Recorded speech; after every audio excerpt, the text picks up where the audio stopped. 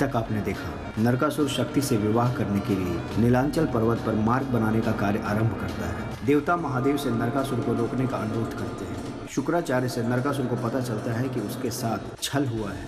मूर्ख, दृष्टि उठाकर देख, रोहिणी नक्षत्र अभी भी आकाश में चमक रहा है। नरकासुर शक्ति के पिंड से विवाह करने का प्रयास करता है, जहाँ भैरव उसे रोकते हैं। दुराचारी, तू किसी स्त्री की अनुमति के बिना उससे विवाह नहीं कर सकता। और अंततः भैरव नरकासुर का वध कर देते हैं। देवी शक्ति नरकासुर को मुक्ति का मार्ग बताती है। अब तुम पुनर्जन्म लेकर मेरे भक्त के रूप में उस अधूरे मार्ग को पूर्ण करोगे, तभी तुम्हारी मुक्ति हो सकती है। जो आज्ञा माता। प्रभु, आपने हमें अपने मूल स्वरूप का पुनः बोध कराकर हमारी सारी जिज्ञासाओं और शंकाओं का निवारण किया है। अब हमें बाकी सभी शक्तिपीठों के विषय में बता के धन्य करें। अवश्य देवी। अब आगे।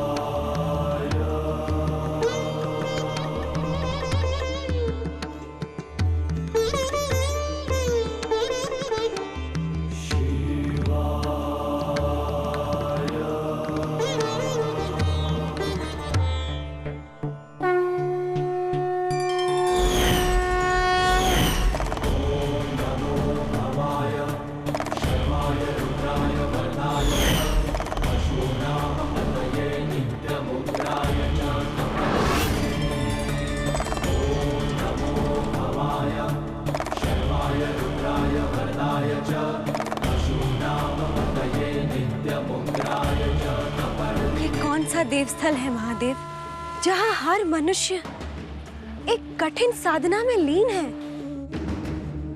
ये स्वयं देवताओं द्वारा बनाई गई देवनगरी उज्जैनी है देवी।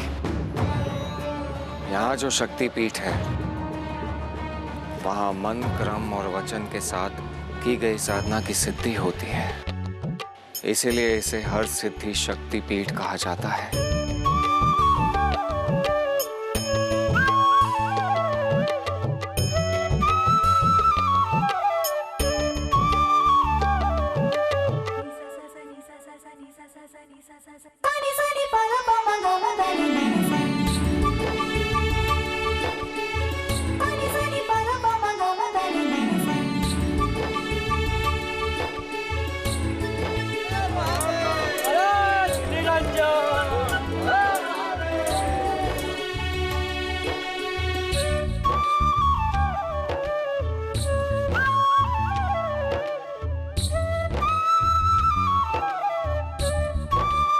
महादेव,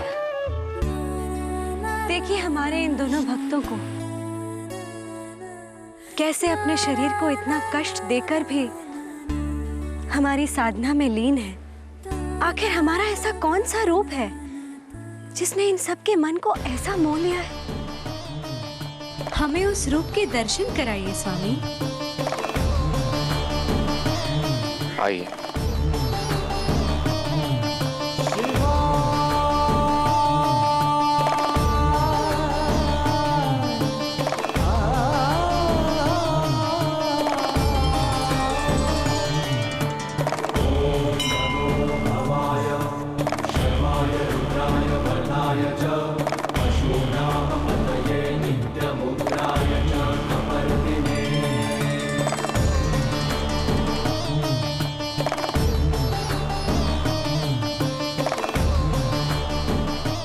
क्या है प्रभु?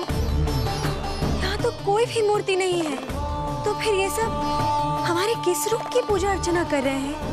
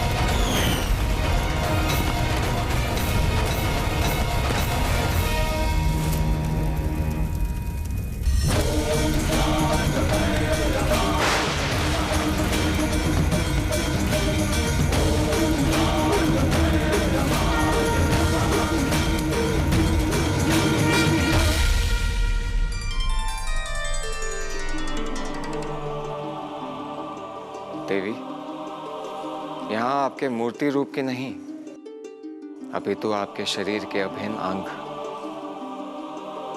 आपकी दिव्य कोहनी की पूजा अर्चना हो रही है। वही कोहनी जिसे आपने स्वयं भैरव का रूप धारण कर नोकेली भूमि पर गिरने से बचाया था और हमारी रक्षा करने का वचन निभाया था।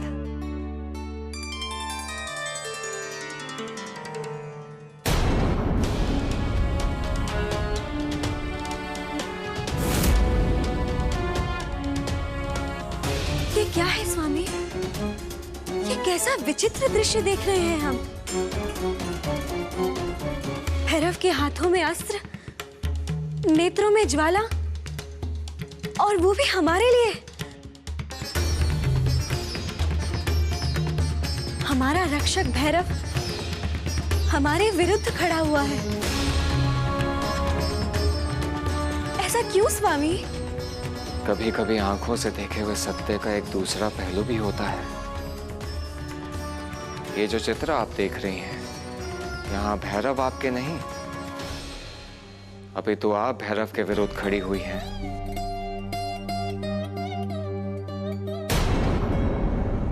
हम? परंतु क्यों देव? इस कथा का आरंभ तो असुरों से हुआ था।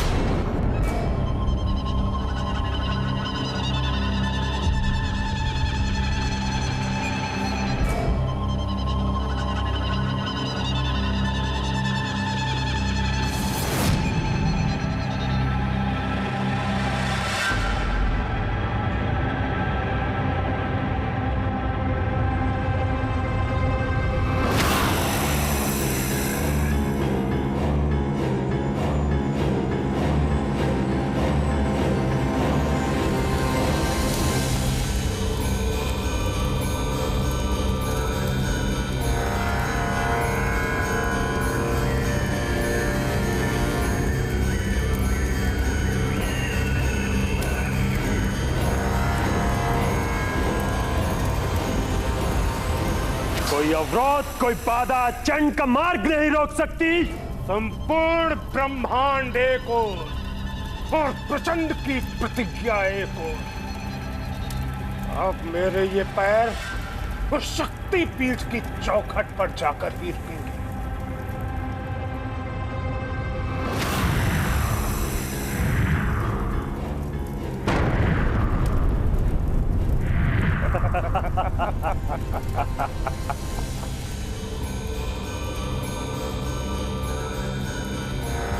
आज शक्ति और चंड के मध्य आने का साहस कोई नहीं कर सकता। शक्ति पीठ का भाग्य अब किसी अन्य के हाथ नहीं, अभी तो चंड और प्रचंड के हाथों में है।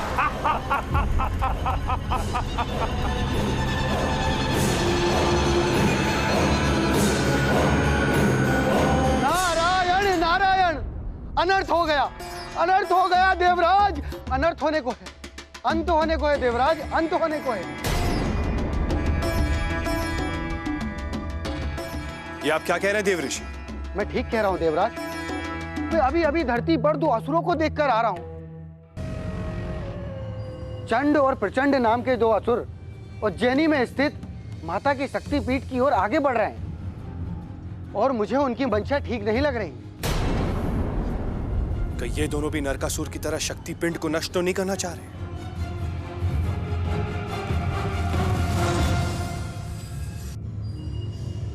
यदि ऐसा हुआ तो अनर्थ हो जाएगा। इस प्रकार धैर्य न खोएं देवराज। भगवान शिव ने अपने भैरव रूप में मां आदि शक्ति के हर शक्ति पिंड की रक्षा का वचन दिया है और भैरव के रहते हुए मां शक्ति को कोई स्पर्श भी नहीं कर सकता।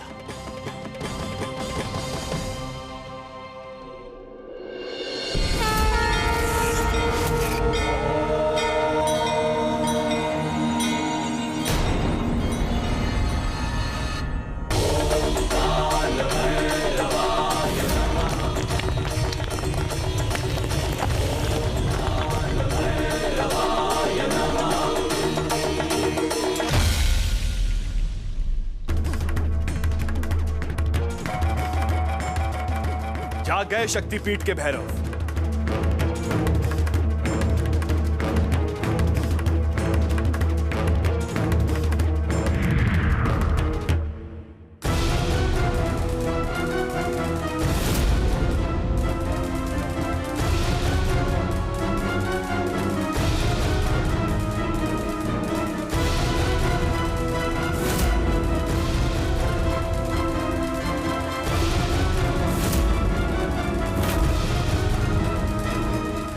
ये क्या देव ऋषि, भैरव अचानक रुक क्यों गए?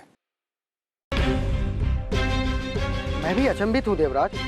आखिर क्यों भैरव असुरों के इतने निकट होने के बाद भी उन पर प्रहार नहीं कर रहे हैं और असुर उनके इतने समीप आते ही जा रहे हैं।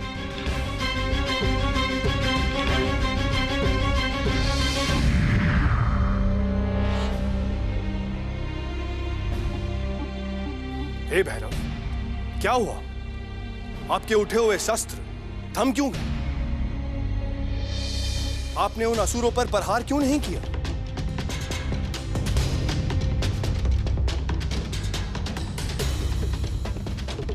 मुझे उसकी आवश्यकता नहीं लगी देवराज। आवश्यकता नहीं लगी? ये कैसी विचित्र बात कर रहे हैं आप भैरव? उचित कह रहा हूं देवराज। मुझे वो असुर प्रतीत नहीं हुए। उनके शरीर से निकला तेज श्वेत वर्ण और निष्कलंक है। वो पापी नहीं, पवित्र है।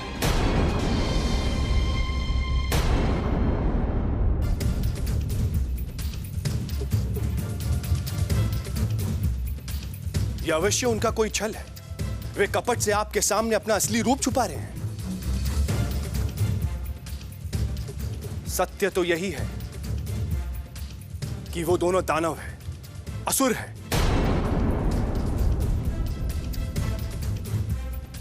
देवराज इन सही कह रहे हैं भैरवनाथ। कुछ कीजिए, कहीं वो दोनों माता के अंशों को कोई हानि ना पहुंचा दें। उन्हें नष्ट कर दीजिए।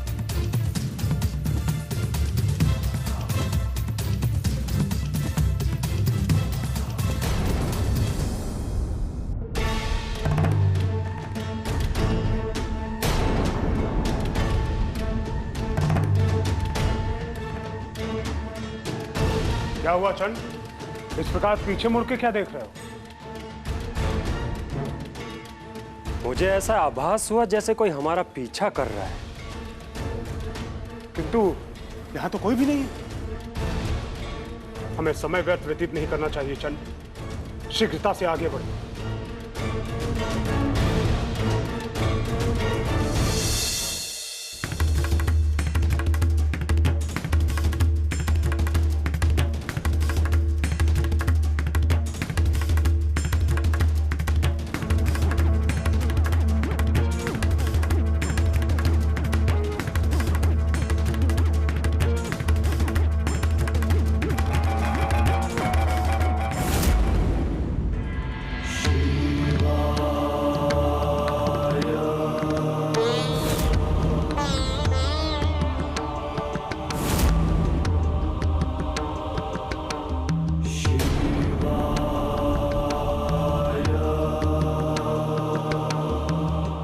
सन्यासी, कौन हो तुम?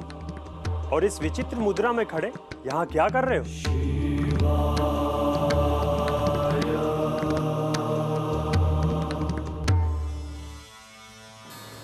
साधना वत्स, देवी शक्ति की साधना। देवी शक्ति? तब तो तुम्हें अवश्य ज्ञात होगा कि देवी का वो अंश जिसकी शक्ति केंद्र में उपासना की जाती है किस ओर स्थित है। तो हमें तुरंत बताओ, कहाँ है वो? परंतु आप इस विषय में क्यों जानना चाहते हैं? ऐसा प्रतीत होता है कि मेरी ही तरह आप भी देवी शक्ति के भक्त हैं। नहीं, हम भक्त नहीं। अभी तो महाराज, हम देवी के परम भक्त हैं महाराज, परम भक्त हैं। दिन रात केवल उन्हीं की पूजा करते रहते हैं। महाराज, हम बड़ी दूर से आए हैं उनके दर्शनों के लिए और उनसे आशीर्वाद प्राप्त करने। आप अगर हमें मार्ग बता देंगे तो आपकी बड़ी कृपा होगी। अवश्य, परंतु मुझे आपके भक्त होने का प्रमाण चाहिए। यदि आप दोनों माता के भक्त हैं तो आराधना तो करते ही होंगे। हाँ हाँ महाराज, हम तो दिन रात उन्हीं की आराधना करते रहते हैं। तो फिर आपको शक्ति का मंत्र भी ज्ञात होगा। निसंदेह हम मंत्र जानते हैं। तो फिर आप मुझे उस शक्ति मंत्र का उच्चारण करके दिखाइए। रुकिए, मैं चाहता हूं कि शक्ति मंत्र का उच्चारण आप दोनों एक साथ मिलके कीजिए, तभी मैं मानूंगा कि आप सच्चे शक्ति भक्त हैं। बताइए, किस सोच में पड़ गए आप?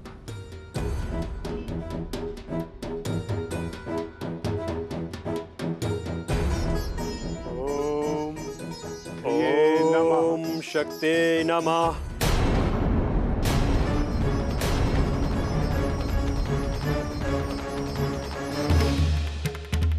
आप दोनों का सत्य आपके मुख पर प्रश्न चिन्ह लगा रहा है, और असत्य बोलने वाले को मैं देवी स्थल का मार्ग नहीं बता सकता। तुम तो ऐसे व्यवहार कर रहे हो जैसे वो शक्ति स्थल तुम्हारी संपदा हो। क्या तुम उस स्थान को हमसे गुप्त रखना चाहते हो? मेरी ऐसी कोई मंशा नहीं थी। देवी तो सबकी है, जगत जननी है वो। देखो, हमें हमारे गुरु ने आज्ञा दी है कि हम शक्ति को प्राप्त करें, और अपने गुरु की आज्ञा का पालन करना ही हमारे जीवन का उद्देश्य है। मुझे देवी के प्रति आपकी आस्था पर संदेह है, परंतु अपने गुरु के प्रति आपकी निष्ठा सराहनीय है। तो फिर व्यर्थ समय मत गवाइए, हमें शीघ्र बताइए, हमें कौन सा मार्ग लेना चाहिए उन्हें प्राप्त करने के लिए। सीधा और पावन मार्ग है। यही मार्ग है जो बिना किसी बाधा के देवी तक पहुंचाता है।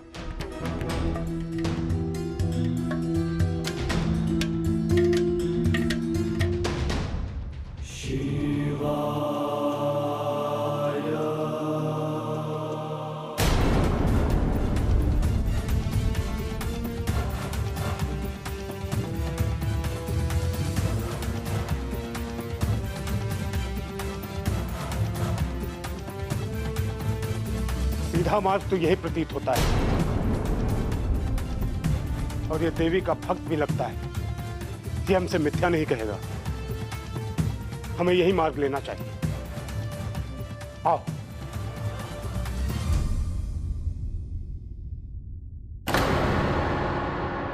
आपने बड़ी चपलता और अपनी बुद्धिमानी से उन असुरों को भ्रमित कर दिया। नहीं देवराज, मैंने उन्हें भ्रमित नहीं किया, मैंने तो उनसे सत्य ही कहा। सत्य कहा था, किंतु देवराज, देखने में सूर्य की रोशनी श्वेत वर्ण प्रतीत होती है, परंतु वास्तव में उसमें 7 रंग छिपे होते हैं, और ये केवल वही देख सकता है जो सूर्य की रोशनी को मानिक से परखता है। अर्थात सत्य के कई रूप होते हैं देवराज। जो जैसी बुद्धि से उसे देखता है, सत्य का वैसा ही रूप उसे दिखाई देता है। मैंने उनसे सत्य ही कहा था कि देवी को सीधे और पावन मार्ग पर चलकर ही पाया जा सकता है। अब यह उनकी बुद्धि है जो उन्होंने सत्य को अपनी मंशा के अनुरूप ही कुछ और मान लिया।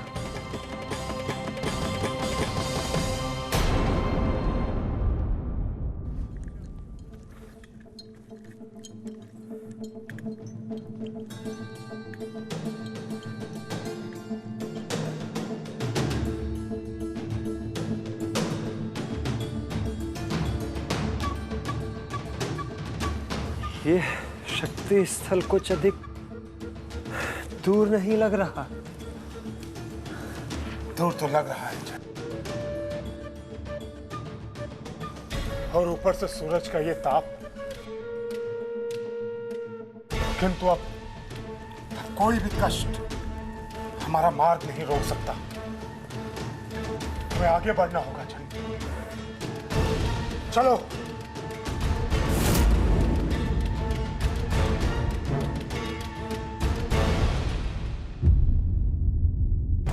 ऐसा प्रतीत होता है कि दोनों जीवन भर शक्तिपीठ की खोज में भटकते रह जाएंगे।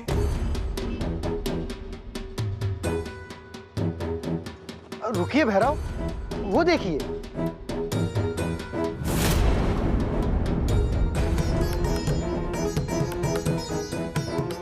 ओम ब्रह्म ब्रीम त्रिम त्रम स्वाहा।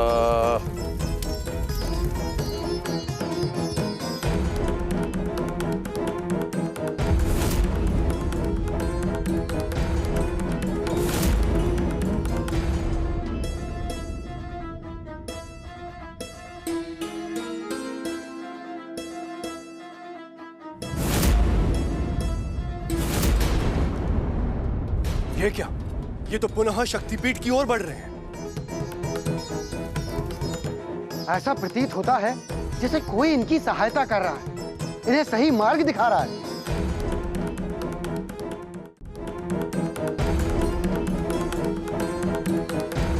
जब ये मेरे समीप थे तो मुझे इनके शरीर में पावन अग्नि और निश्चल जल का आभास हुआ था। मुझे लगता है कि अग्निदेव और वरुण देव इस विषय पर प्रकाश डाल सकते हैं।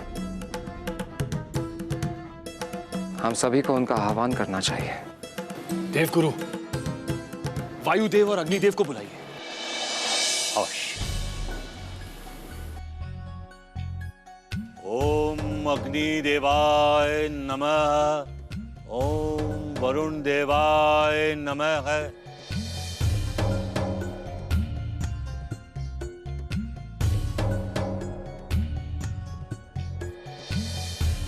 आश्चर्य है, मेरे बार बार आह्वान करने पर भी अग्निदेव और वरुण देव उपस्थित नहीं हुए हैं। देवराज, मुझे भय है कि कहीं ये दोनों देव किसी संकट में ना पड़ गए हों। भय तो मुझे भी लग रहा है देवगुरु। देखो, हमें हमारे गुरु ने आज्ञा दी है कि हम शक्ति को प्राप्त करें और अपने गुरु की आज्ञा का पालन करना ही हमारे जीवन का उद्देश्य है। इस संसार में गुरु के पास ही ऐसी शक्ति होती है जो दूर रहकर भी अपने शिष्यों को मार्ग दिखा सके।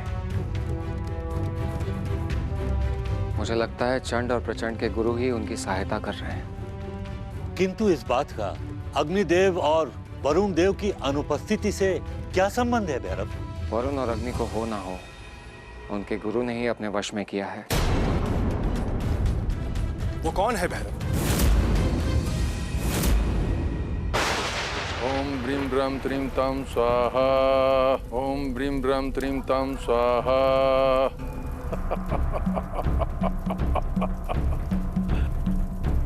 क्या हुआ अग्निदेव?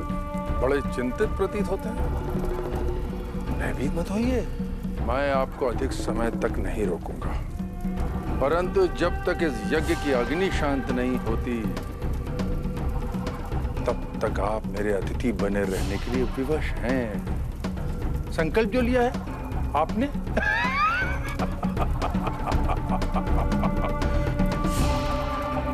ओम ब्रीम ब्रह्म त्रिम तम स्वाहा।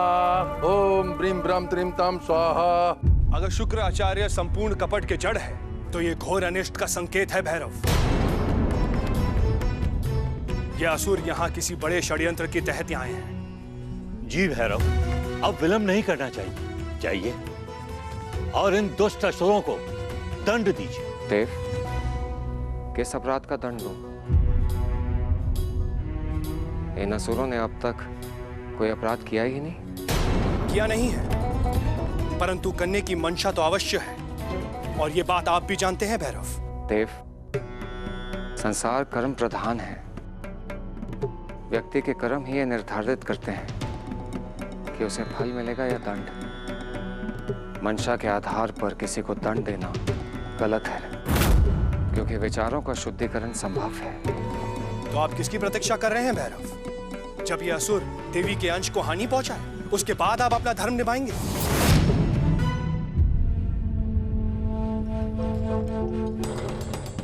देवताओं, तुम तुमने हमारे साथ छल किया है, अच्छा नहीं किया। जिसने भी हमें भटकने पर विवश किया है वो कान खोल कर सुन ले कि अब उसके छल और कपट से हम और अधिक भ्रमित नहीं होने वाले। हम अपने लक्ष्य तक पहुंच के रहेंगे।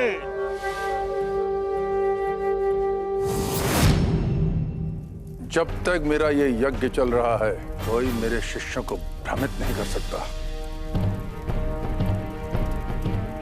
उन्हें रोकने से पहले उसे मुझे परास्त करना होगा।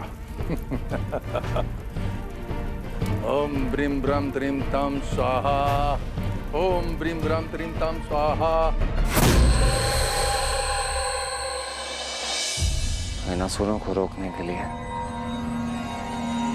सबसे पहले शुक्राचार्य को रोकना होगा।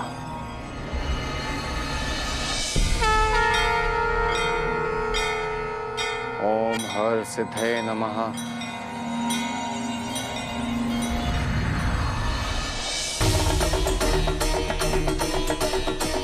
ओम हर सिद्धे नमः।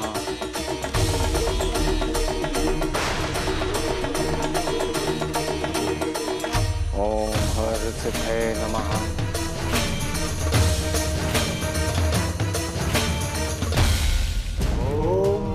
हर सिद्धे नमः।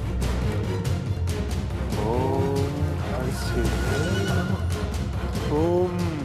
हर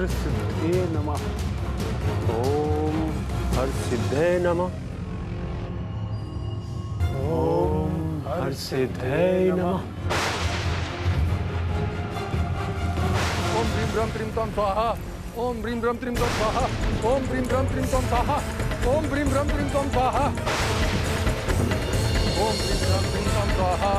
ओम ब्रीम ब्रह्म त्रीम तम स्वाहा। ओम ब्रीम ब्रह्म त्रीम तम स्वाहा। अपने छल से आपने हमें बंदी बना के ठीक नहीं किया था शुक्राचार्य, परंतु अब आप हमें एक क्षण भी यहां रोक नहीं सकते।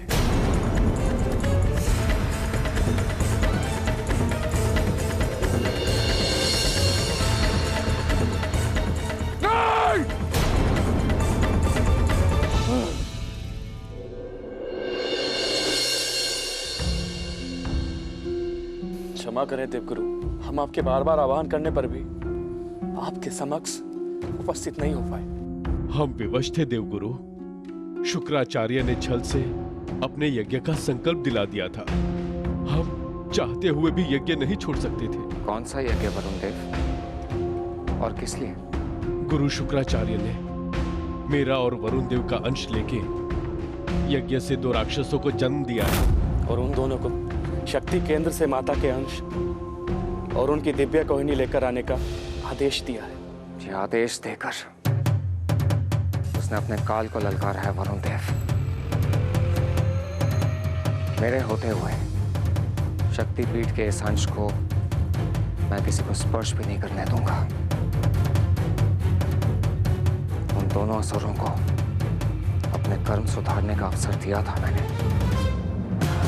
परंतु अब और नहीं।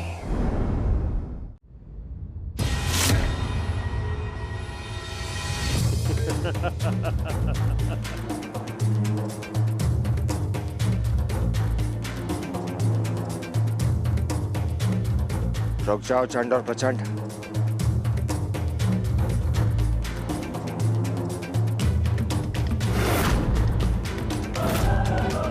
ये शक्तिपीठ का पवित्र स्थान है जहां कोई भी अधर्मी प्रवेश नहीं कर सकता। इसलिए भलाई इसी में है कि तुम्हें शक्ति स्थल से दूर चले जाओ।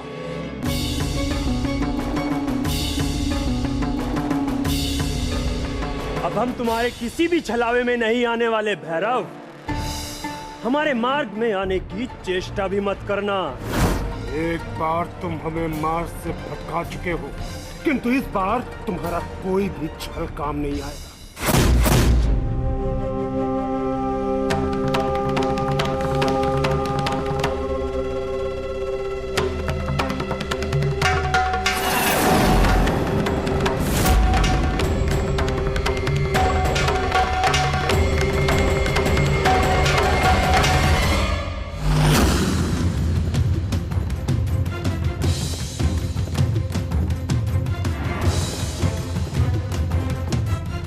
अब इन्हें भैरव के प्रकोप से कोई नहीं बचा सकता।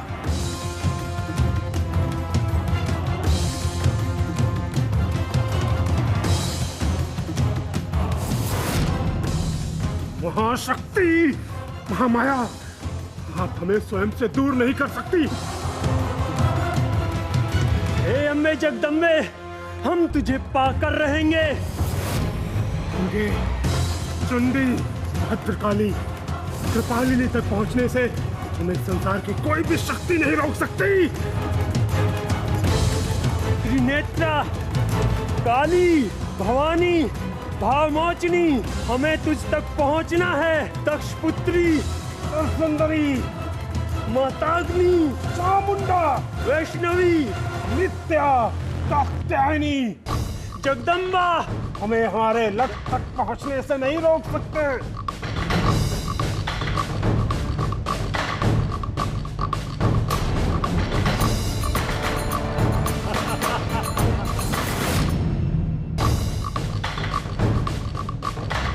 देखा शक्ति के द्वारपाल, आखिर तुम पर भी विजय पा ही ली हमने। और अब देखना किस प्रकार हम तुम्हारे नेत्रों के सामने इस शक्ति के अंश को ले जाएंगे और तुम मूक दर्शक बन के देखते रहो।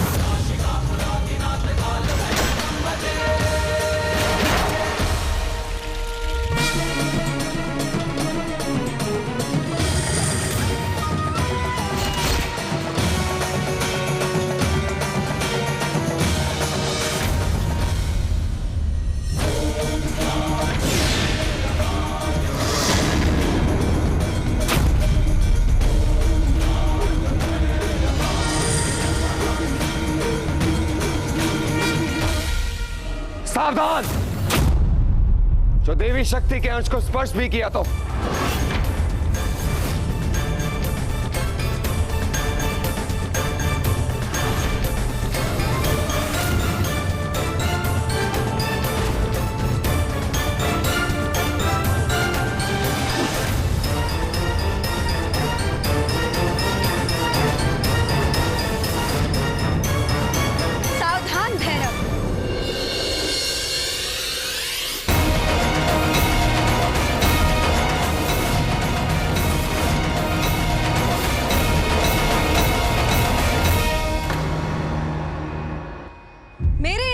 को स्पर्श करने की चेष्टा भी मत करना। अब ये दोनों मेरी संरक्षण में हैं। देवी, ये कैसा अनर्थ कर रही हैं आप? किन्हें सुरक्षा दे रही हैं आप? आपको इस बात का अनुमान भी है कि ये आपके भक्त हैं भैरव। इनकी आस्था और श्रद्धा को स्वयं अनुभव किया है मैंने। देवी, आपके भक्त नहीं, शत्रु हैं, और आपकी रक्षा हेतु ही मैं इनके विरुद्ध खड़ा हुआ। नहीं भैरव, मेरे भक्ति की अग्नि परीक्षा में कुंदन की भांति तप कर ही मेरे हृदय में स्थान बनाया है इन दोनों ने। हर बाधा, हर कड़ी को सफलतापूर्वक पार किया है इन दोनों ने। मेरी भक्ति की पहली कड़ी, मुझ तक पहुंचने का दृढ़ निश्चय सर्वप्रथम कर लिया था इन दोनों ने। अगली कड़ी अर्थात यात्रा, मुझ तक पहुंचने के लिए कठिन और दुर्गम मार्गों पर यात्रा भी की इन्होंने। मेरी भक्ति की अगली कड़ी, मेरे मंत्रों का निरंतर जाप, वो भी सफलतापूर्वक किया इन्होंने।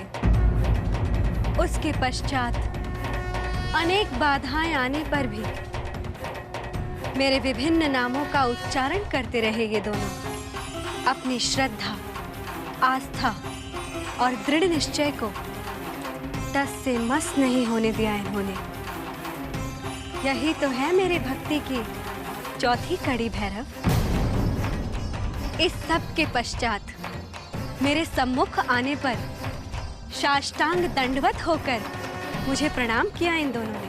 परंतु देवी, किंतु परंतु का कोई प्रश्न ही नहीं उठता भैरव। जो भी भक्त संपूर्ण निष्ठा और लगन से मेरी साधना करेगा, मेरा आवाहन करेगा, निश्चित ही मैं उसकी हर मनोकामना पूर्ण करूंगी। मेरा त्रिशूल उसका शस्त्र बनेगा और मेरी खड़ग उसकी ढाल। स्मरण रहे भैरव, मैं मां हूं और मां का प्रथम कर्तव्य है अपनी संतान की रक्षा करना, भले ही उसके लिए उसे अपनों के विरुद्ध ही युद्ध क्यों ना करना पड़े।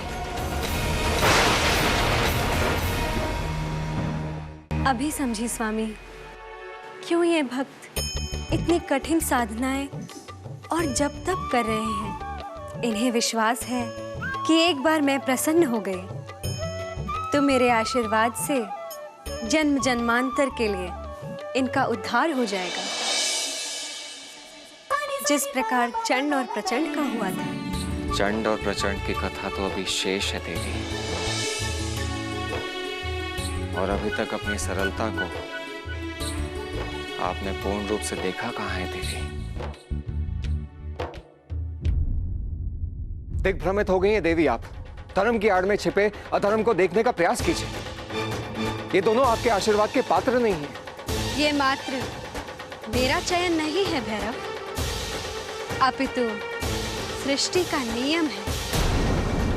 कर्मों का फल अवश्य मिलता है, चाहे वो अनजाने में ही क्यों न किए गए हों।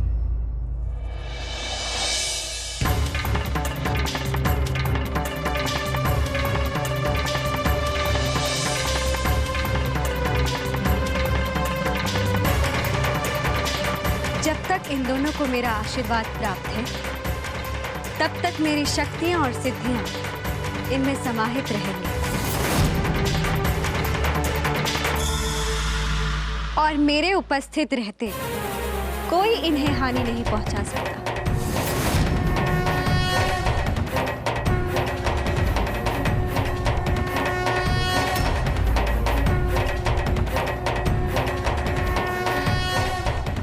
यहां तक कि तुम भी नहीं भैरव।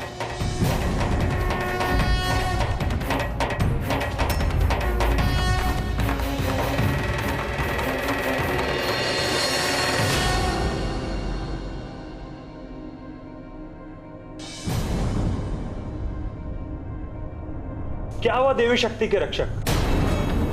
आओ ना और हमें रोक लो ये शक्ति अंश ले जाने से। अरे आओ। हम भी तो देखें कितनी शक्ति है तुम्हारे अंदर। आओ छीन लो हमसे। लो लो लो लो, लो।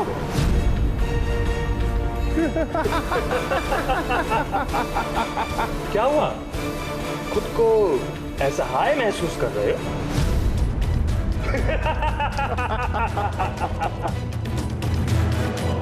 वर्षों की तपस्या का तुम्हें बस यही प्रतिफल मिला? जिसकी रक्षा करने चले थे वो स्वयं तुम्हारे विरुद्ध आकर खड़ी हो गई।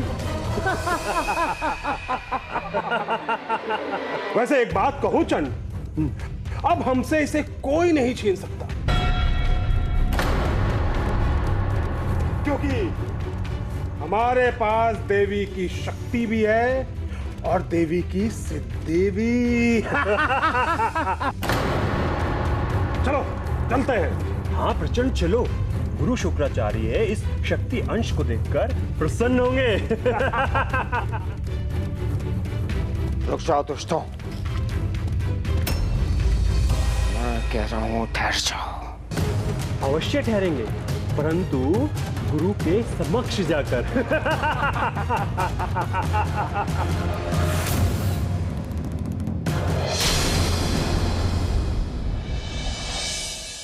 बड़ी विचित्र विपदान आन पड़ी है भैरव। मुझे बहुत चिंता हो रही है। अब आप क्या करोगे? यदि शक्तिपीठ को बचाना है तो बिना समय गंवाए कुछ करना होगा भैरव, क्योंकि यदि वो दोनों शक्ति के अंश को उज्जैन नगरी की सीमा से बाहर ले गए तो उनकी पुनर्स्थापना असंभव हो जाएगी। ऐसा कुछ नहीं होगा देवगुरु। मेरे रहते हुए शक्तिपीठ को कोई खंडित नहीं कर सकता। कैसे भैरव? आशंकाएं तो मन में उथल पुथल मचाती ही हैं। कृष्ण अष्टमी के पहले शक्ति के अंश को अपने स्थान पर पुनः स्थापित करना होगा। यदि कृष्ण अष्टमी बीत गई तो उज्जैनी शक्ति धाम बनना असंभव हो जाएगा। स्मरण रखिए भैरवनाथ कि कृष्ण अष्टमी को मात्र 3 दिन शेष हैं, अर्थात आपके पास 3 दिनों का ही समय है। और ये समय आपके लिए नहीं बल्कि चंड और प्रचंड के लिए बलवान है, क्योंकि इस समय माँ शक्ति का आशीर्वाद उन दोनों को प्राप्त है।